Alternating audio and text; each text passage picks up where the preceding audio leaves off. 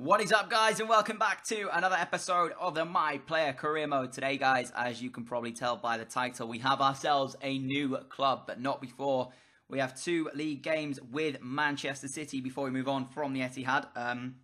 Of course, I wouldn't have known that we were swapping teams until these 2 games were already played. So the team that we've got, guys, we'll say right now, please do not skip ahead and try and catch it already, because it's quite a good team, and I want you guys to kind of get to know what it is at the back in the episode once you've watched these 2 games. But if you feel the need to, go forward and see what team we're joining at the end of today's episode, moving into the next one, go ahead, I guess. But yeah, I would rather you guys watch the episode first than just skipping to find out the team that we, in fact, have moved to. So today, guys, we're taking on Leicester for the first game. Of course, as to yesterday's or the day before that, I can't quite remember when you last saw a My Player video. We had a shocking start to the season. Arsenal we got dominated against.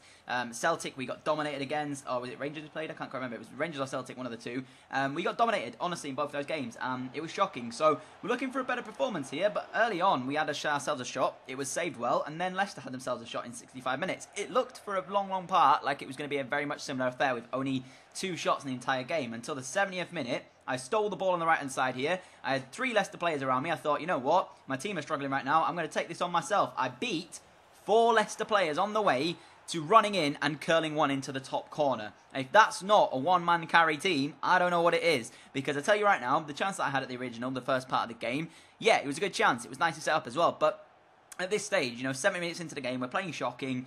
Once again, midfield-wise, we got dominated. So for me to get the ball on the right-hand side and have to run it past 4 Leicester City players before curling one into the top corner, I'm not sure about this team, if I'm being honest with you. So I'm so glad that we have moved club. I'm just going to say that right now. I'm glad that an offer did come in for us. It looked for a long period of time that there was going to be no offer for us come this transfer window, because we're into the sort of deadline day-ish time now. So I think there's only like 4 or so days until we hit deadline day. So I honestly thought there was going to be no teams coming in for us. And we did actually find ourselves a second as well inside 81 minutes. A nice ball down the left-hand side here. Releases Raheem Sterling, who can run through with the pace that he has got. He then cuts it back inside for me here as I do finish that one off into the bottom corner. Excuse me. And we made it 2-0. So at that stage, I was kind of thinking to myself, any teams that are watching me right now wondering, do I want to go ahead and sign him? Do I kind of just stay back? Because you've got to remember as well, guys, it's going to cost a team upwards of like 80-something million to get their hands on me. So the chances are it's going to be quite tough for teams to actually be able to make the signing. And so there's only a few teams around the world that can afford our transfer fee right now. And so that means it's either going to be one of Barcelona, Real Madrid, possibly moving back to the Allianz and joining Bayern Munich again. These are the sort of teams that can afford our fee, and Juventus as well, of course, are in that. So there's a number of teams that can afford it, but for any of those to actually come in for me, it's going to be a different story, as we did steal the ball back, potentially going to get the hat-trick here, and that is just such a good finish, right into the corner of the goal. You can't get any closer to hitting the post there, as we did find our 150th goal of our career. I think I've hit more than that in total, if you count friendlies and in all competitions. But in terms of the achievement board and stuff like that, it's showing we've just hit our 150th goal for the achievement. So like I said, I'm pretty sure we've actually hit more than 150, but it's only counted 150 towards the achievements. So we got ourselves there, the achievement for getting 150 goals, but it didn't matter, guys, because we already have 99 finishing anyway, so we can't get any more finishing than what we already have. Which is a bit frustrating, but you know what? It is what it is. We'll just carry on and move into the next one. If you did pick up the match ball from the first game of today's episode, I'm very, very happy with that one, to get ourselves a hat-trick when it looks so bleak on 70 minutes when I had to do that crazy run to beat like 6 or... what am I talking about? 4 Leicester City defenders, and then curling one in the top corner. At that stage, there was 20 minutes to go, and potentially we were looking at a 0-0 ball draw. But we did find the 3 goals in the end, get ourselves the match ball as well from that game there. So for any teams like looking about, as I said, that's a good way to start the episode off in terms of the teams that will be looking at me. And right now, I can actually tell you guys, at this time of when I was recording this, I looked at my career bit, because it tells you who's interested. There was Atletico Madrid, Real Madrid and Juventus were the 3 teams that were interested in me at this stage. So I kind of thought, you know what?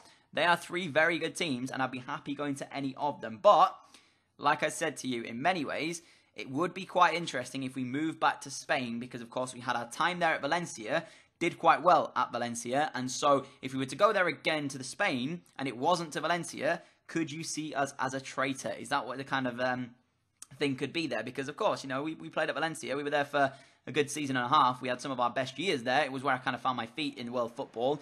So in many ways, that's the kind of the team that sort of made me in a sense. And if I was to go back to Spain and it not be Valencia, could I be classed as a traitor? You'll have to let me know in the comments below. But 37 minutes in the game here up against Swansea City at the Etihad Stadium. Very much picking up from where I left off against Leicester City. Pretty much running the show like a one-man band at this stage.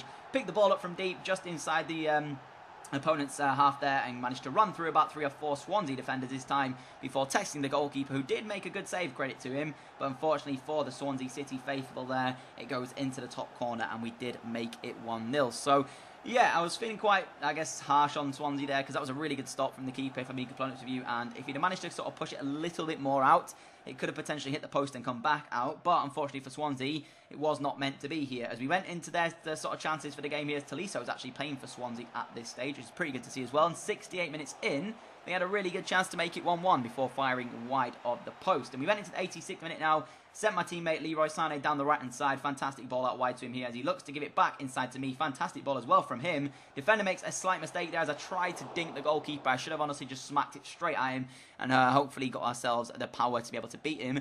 Instead, I tried to jump it over him and it was not going to work, in all honesty. So, shocking decision for me. I should have just gone for a finesse shot and tried to kill it around him. But, you know, in that situation there, guys, we are already winning 1-0 and we did wrap up the points as well. So in all honesty, although it could have been bad for us, it didn't matter in the end in terms of the actual strike that came in. So yeah, like I said, in many ways, it could have been bad, but we did get the victory. So that was 2 wins out of 2 games there, and we picked up 4 goals in those 2 games. So at that stage, I was feeling as though there was certainly going to be a team that kind of came in for us. And as you can see now, we're moving into the sort of final 2 days here, as we do have international duty. So whichever team we do go to, you will have to wait for us to make our debut, because we will be playing for England in some World Cup qualifiers. So it may not be next episode, we do in fact make our debut. But as you can see here, guys, counting down the deadline day window, as we did in fact look to see what sort of teams were going to go in for us. You can see there's 9 hours left at this stage. Only £3.5 million spent. So whichever team comes in for us, it's going to add a hefty amount to that total spend there, as now it moves up to 21 million. With 7 hours to go, we got ourselves an offer. And if you've already watched the video, and if you haven't skipped to the end, and you don't know who it is, it's coming from Real Madrid.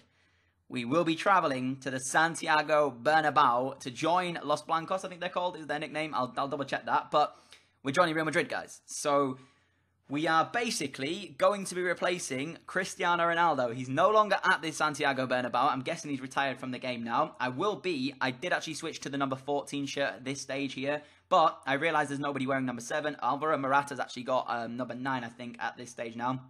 Oh, actually, may have number 20 still. I can't quite remember. I was kind of thinking, should I take number 9? Should I take number 14?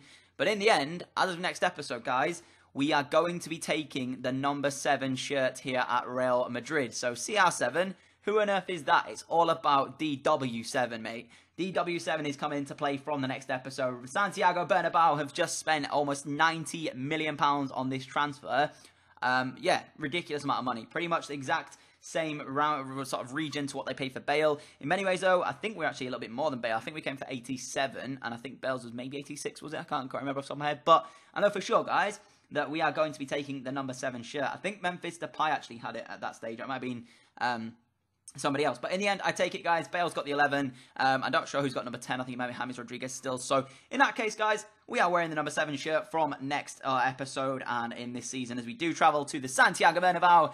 And in my opinion here, I think we have a real shot at winning the Champions League. That's the only trophy I want left. We have a real shot to do that. I personally think it's possible. Let me know what you guys think down in the comments below. I've seen a lot of you guys asking me for Barcelona, Real Madrid, or Juventus, or people like that. So in many ways, we could only go to whichever team came in for us. And it turned out Real Madrid came looking. So as you can see, my number there's a bit messed up. I do change it to number 14, but then as I say, I end up switching to the number 7 role. So from next episode, forget about CR7, forget about that history that Real Madrid have. We are about to create new ones here with DW7. So I can't wait to show you how we get on in our Real Madrid games. But other than that, guys, if you've enjoyed this episode, a like rating would be greatly appreciated. As always, thank you for your continued support on the channel, and I will catch you all, hopefully, for that next episode from tomorrow. I'll see you all then. Adios.